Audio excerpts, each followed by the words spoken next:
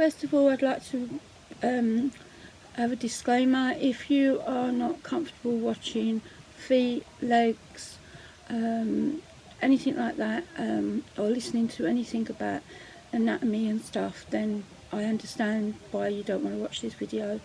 If you're okay with it, that's brilliant. I want to explain to you why I'm not very well at the moment, and try and get you to understand that life isn't always what it seems with me. So yeah, so first of all, let me just say I'm Pink Poodle 2. I'm a very hot Pink Poodle 2 at the moment. It is now the, what day is it? It's the 11th of August, and I have been unwell now for the past 6 weeks with one thing and another. I had a really bad time with my asthma and my hay fever for about 4 of them weeks, and I had to take 2 lots of steroids, to the point that I had to have a covert test because I was a bit worried, but fortunately it came back negative, both me and Paul. That was very stressful for me because my breathing being really, really bad. But the thing that's bothering me at the moment is in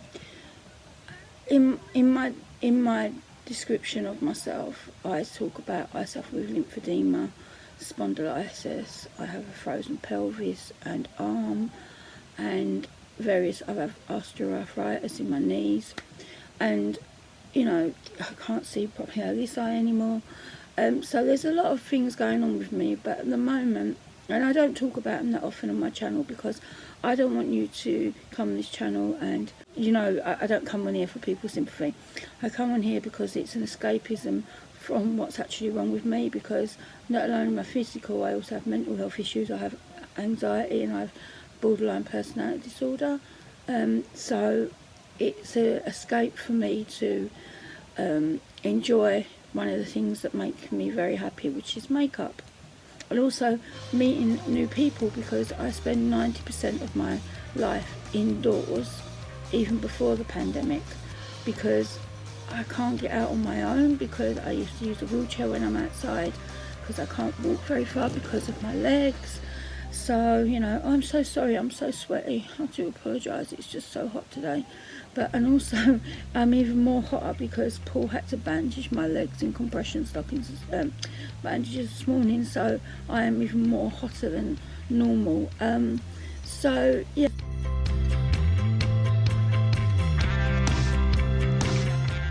So I want to start back. So when I was about 32, and I'm 50, so about 20 years ago, I had to have a hysterectomy.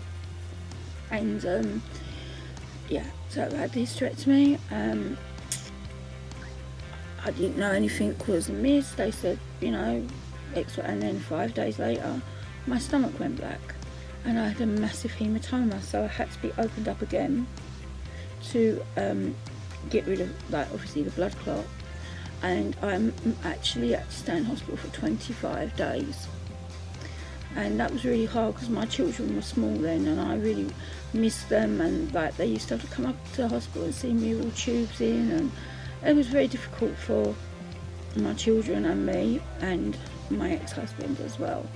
But like we got through that, and you know, I recovered eventually. I went back to work, and then what happened 2 years later, I had to be opened up again, 11 inches across my stomach, because there was scar tissue interfering with my bowel, and it had to be unstuck. And I had a cyst on my ovaries, so that had to be taken off. Oh, sorry, bit of sweat in my eye then. And then, sorry, and then I was in hospital for 15 days after that. Again, on lots of tubes and everything because of the blood clot issue for me. And my surgeon said to me that I was never to have a tummy tuck, because if it did, it would either kill me or I'd end up losing my bowel and end up costing me bad. And he didn't want that for me because, obviously being young, he didn't want me to, you know, take that risk. So he said, like, you have to put up with, like, the scar tissue kind of thing, right? So that's all well and good. I'm trying to find my, here it is, thing so I can just, because I am very hot, I am so sorry. So that was that. And then I started getting like really bad pains again in my stomach, and it was the adhesions. So they then said, oh, you've got a frozen pelvis because of all the scar tissue in it. And it was really, really unbearable, the pain. And this was 13 years ago, because it's when my mum wasn't very well, and I was in hospital, and I was again in hospital for about 5 days. I was then put onto the medication that I've been on for a long time now, which marks codeine and oxynorm, which is a form of morphine. And I have to have slow release, so I have quite a lot. I have pregabalin. I have quite a lot of pain relief every day. Some days I need more because it's unbearable. And so yeah, and so while my mum was dying, I was in hospital, and I couldn't really do a lot for her. I tried my best before I went in. I didn't know she was going to die, and I came in on the Monday to see her because I came out of hospital, and she said to me, I have to look after myself because you're not well. And that was on the Monday. On the Wednesday she had the surgery to have her leg taken off because blood clots run in my family, and she died 5 days later. And it's been hard, 13 years without my mum. I still feel it really badly. I still get very upset about it. But, you know, I have to carry on. And so I've been on medication. So you know, everything is, you know, back to work. And pains still. And then my legs started to swell. I panicked because, like, my mum, you know, I was getting, like, I panicked. And then they did a lot of tests, and they found out that I've got lymphedema due to the scarring on my lymph nodes in my groin area. One is really badly scarred, and it really has trouble release, like, the fluid going through it, and the other one is just a little bit better. The right's worse than the left, but they're still bad, so they give me swollen legs. So the swollen legs became really unbearable, like not being able to walk, because when you all kind of bends like that, but with me it gets really swollen. I'll only insert a picture here. I can see where my legs get very swollen. So walking has become a real bad issue for me now. Yes, I can walk indoors, but I have to rest a lot, and I can sit down, and I tend to spend more time upstairs than I do downstairs, but I have to come downstairs at some point. I don't like doing it. It's painful, but it has to be done. So, but like, it's just real hard because I've got the spondylitis in my neck and my back, so things like get really bad in my neck and back. I had injections that take the pain away, like cushion the pain a little bit. They're starting to wear off again because I have done every so many years. I lost 13 stone in weight. That didn't help my legs. My legs were still as bad as they ever was, if not worse. Since like the surgery, the gastric bypass, I've actually got worse with my legs. So, you know, it's and I got too thin, and I'll insert a picture here of how thin I got. And so I've put on weight now. I put on a few stone, and I look better for it, although I'm getting a bit of a double chin, which I don't like, so I want to lose a bit of weight to get rid of this. But like, you know, I soldier on. Paul looks after me. There's days where I can't get out of bed because my legs are so heavy that I can't move them. I have to ask Paul to move them for me if I can't move my legs because of that. So that makes me very, you know, anxious. My mental health gets really kind of really, I can't think of the words. See, I can't think of words. It really has an impact on my mental health at times, and you know, one thing leads to another, and I have to learn to control myself. But like, it's hard, and people saying yeah, go to, you know, get this from the government, that from the government. It is hard to get anything from the government, and it really upsets us because, like, you know, I have to be literally you know, ins and outs of a duck's bum or whatever, I don't know what the mean is, so many questions, intrusive questions. They question you about are you lying or not. I mean, I'm under the hospital for my legs, I'm under morphines for my eye. I try not to let it show on this channel too much because I don't want people to think, oh, I'm only on here because of X, Y and Z, and that's not true. Like my psychiatrist and things said, this is a good thing for me for my mental health because it helps me talk to people, because I used to be a very sociable person. I used to be like an office manager in the health service in charge, and like talking to relatives, talking to patients, talking to staff, and I've gone from that, from being in, at home 90% of my time, before the pandemic. Obviously, there's nothing you can do now because it is the what's happened. But like, I don't want like people to think that I'm like just, and I don't normally, up until now, I don't normally come on here and show my face if I'm unwell or whatever. And like, what can I do? Last month I was so bad I didn't do the deguster box, and I thought this month, like, let's just do the boxes because it might make me just, for that short amount of time, my mind to be off on it, But I've digressed so much. So anyway, so my legs. So at the moment my lymphedema is really swollen, and this is where I'm saying, if you don't like looking at feet or whatever, that sort of thing, you've got a phobia or whatever, I don't want to make you feel uncomfortable, I'd say look away now. And it's fine to look back now, because, they're so swollen and they're painful, and people don't understand unless you suffer with lymphedema or any like swollen legs or whatever.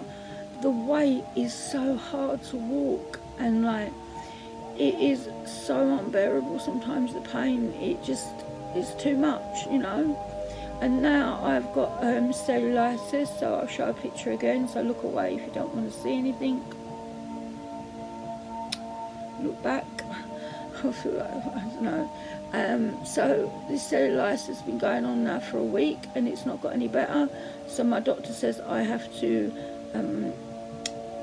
increase the antibiotics to double the amount. So I'm taking 8 antibiotics a day instead of 4. And if I can be brave enough for Paul to put the bandages on, which I'll show you, look away if you want to.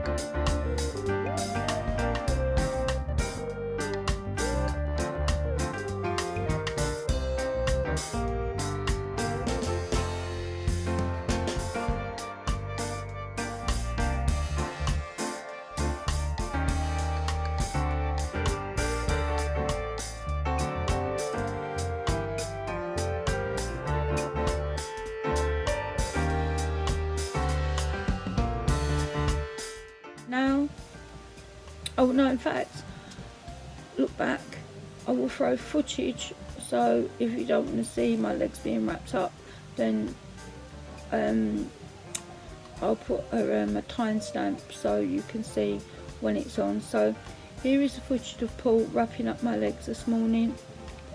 was extremely painful, because Paul, when he in the mornings, normally puts cream on my, like the special, like it's like a type of what do you call it, like Vaseline type stuff, and he normally puts that on my legs first, then he puts on my special stockings that are made, they're like socks things, you know, for my legs. He puts them on, but unfortunately they can't go on at the moment because they're so swollen. So Paul put the cream on, then he put like the white thing on you put first, as you can see in the video, and then after that he has to put like this cotton wool wadding around so it protects it, and then he puts the special compression bandage on, and that is so painful. It is like throbbing constantly because the pressure on the red, you know, your skin's red. It feels like, a way I can explain it, it feels like it's sunburn and it's just pressure on it, and it like hurts so much. And like it's a catch-22. I've got to get down my legs before, you know, hopefully the what do you call it? Sorry, I keep forgetting the words. The cellulitis goes. And so it's hard to do, you know, it's just really difficult at the moment, and it's hot, and I've got those bandages on my legs, and that's why I'm sweating so much, because I'm so hot. So, you know, I got that message, and it was like, yeah, okay, I seem to be getting thumbs downs a lot at the moment, you know, 10 a video, and I don't know what I'm doing wrong. I don't know if I've offended somebody, I don't know. You know, if people don't like my videos, please tell me why. And I know maybe I asked for that, saying like about me going to the, in fact I'll tell you what was said, because it was a bit, to me it was just like, I don't know, it needs to be said. And you know, a couple of people defended me, and that's really kind of them, and I really, you know, really are grateful. This person said, "Not feeling well, are you? Ask the job centre and the taxman for more money." Now, why would like you even say anything? You know, it's just like, it's really unkind. You know, really unkind, and like you know, why would I choose to be like this? As before, someone, you know, why does somebody want my life? They want my life, fine, take my life, you know, have what I have to suffer every day, and how I feel, and every day I have to fight against like thoughts in my head, fight against like the pain. So makeup is my weapon, like I've explained to you before. Makeup is my weapon, and you know, I see myself as two people. I've shown you before in a video, right? Half my face is a monster, and that is the monsters, and that I fight every day, and the other side is my glamorous side, like is Pink Poodle. So you have Jean, Pink Poodle, and like every day it is so hard to be the person that everybody wants you to be. I can't be the nan that I want to be to my granddaughter. I want to be fun loving, doing this, doing that. I can't go to the park with her on my own, take her to the park and enjoy the park with her. I can't do that. I can't run around with her. I can't do all the stuff that, you know, nannies do. I have to have Paul to do so much for me. And like, we had the issue with a certain company at Christmas being very horrible to me, going in their shop and saying stuff to me that upset me a lot, and like that really did play on my anxiety. And like, you know, I can't go in that shop anymore because I can't go in now. And like, you know, I don't want to be like having to rely on so many people. I don't have a electric wheelchair at the moment because my one broke and I can't afford to buy a new one. And you know, the council say I don't fit the priority because I can walk indoors, but like I can't walk at the gate I can get to my gate and that's it. Not even that sometimes. And like, you know, it's so difficult, you know, to live this life sometimes. I don't want this life. I used to be an active person. I used to go and play with my children when they were younger, take them out to places and all that, and do all this stuff, you know, live a normal life of like working and having a good relationship with people, and to this, and like, I don't want this, and I have to put up with it. And like I say, it is what it is, and it ain't what it ain't. And there's nothing I can do about it. It's never going to get better. It's only going to get worse. And like, you know, I sometimes wish, why can't they have an operation to help it? Like, but if I have any more surgery, what happens then? I get scar tissue. Every time I have surgery, I get scar tissue and complications. So what is the point of it?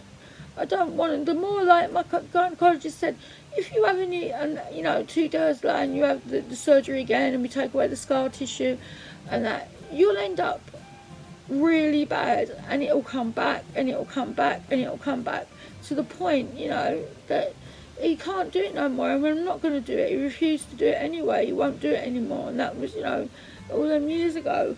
And like, I trust him. Mr. Viswanathan was his name, and he was one of the best doctors I've ever seen in my life.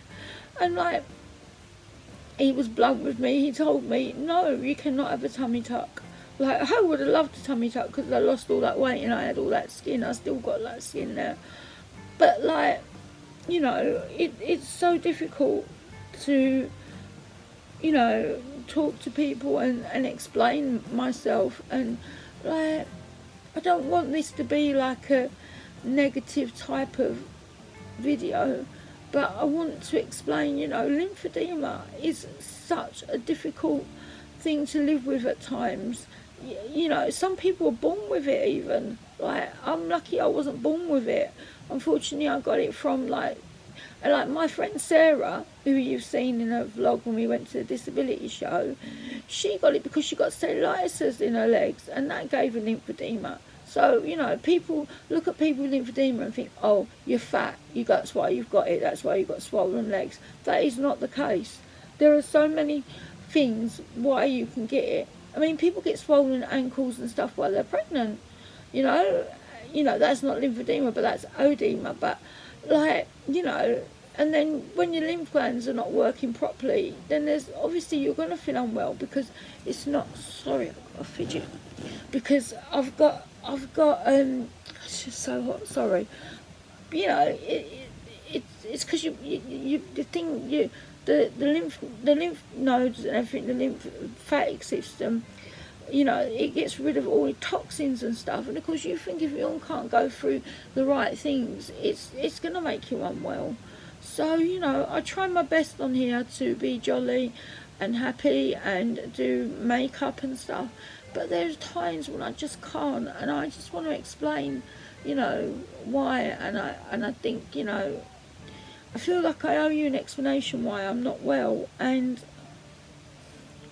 I don't know. I'm sorry if this is turning into some sort of poor me video, but like, you know, there are so many reasons why people are the way they are. You know, when you've had so much stuff done to you and, you know, been through so much, of course it's going to have a thing on your mental health. And, you know, this channel has been my lifeline and has made, you know, things a lot better for me. I've met such good friends on here that I would never have ever met in real life because I would have been stuck indoors and that.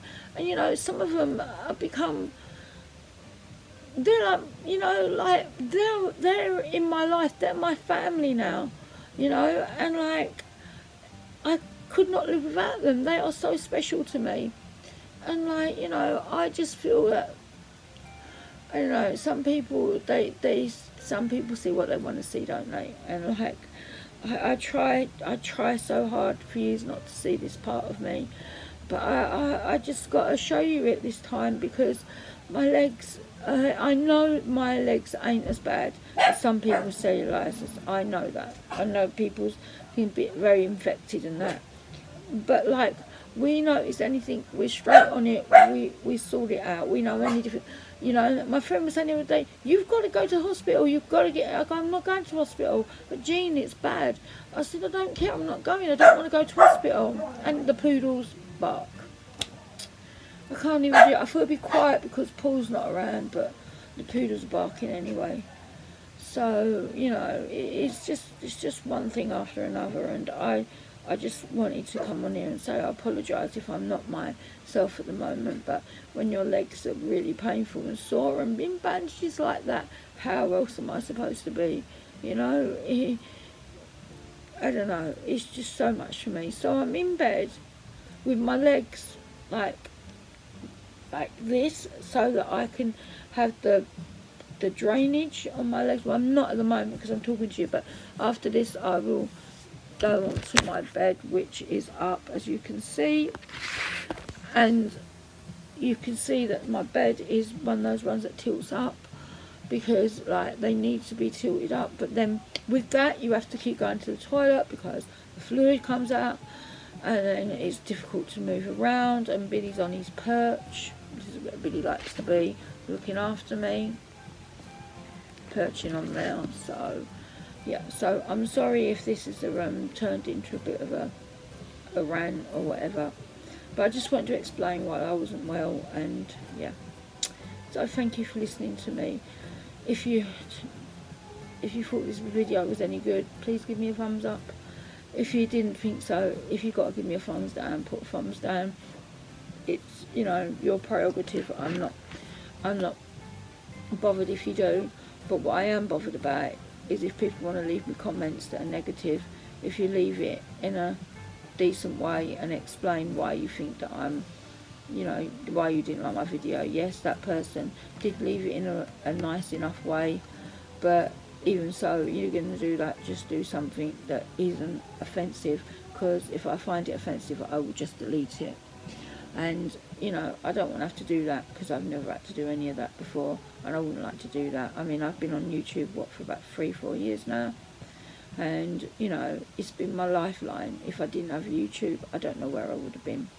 I enjoy doing the boxes. I know that my boxes have got less beauty boxes and a few more alternative boxes, but that's just what I want to do now. I've been through that. I miss BoxyCharm, yes. I will get BoxyCharm back, but at the moment I want to explore different boxes that I like. I'm getting another alternative box. I love my occult boxes, you know, and I'm getting another alternative box this month, which I'm really excited about. So it's just the way that I feel, and just the way that I want to be at the moment. So as I say, thank you for watching this video if you made it this far, and I hope that I didn't offend anybody by the pictures or the videos, and